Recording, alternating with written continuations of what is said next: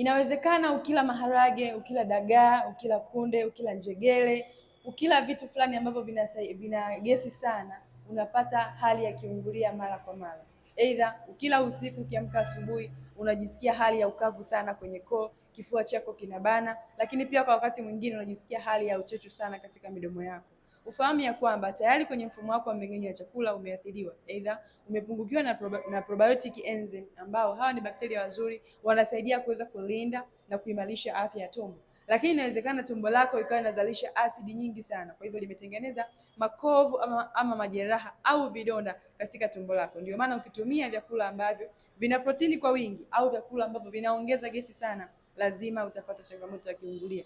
Nini ufanye unapoona hali hii? Jambo la kwanza, lazima turekebishe mfumo wako mzima wa mmeng'enyo wa chakula kwa kukupatia programu ya virutubisho lishe pamoja na mazoezi mepesi na mpangilio mzuri wa vyakula ambao utakusaidia wewe kuweza kuondokana na hii changamoto moja kwa moja.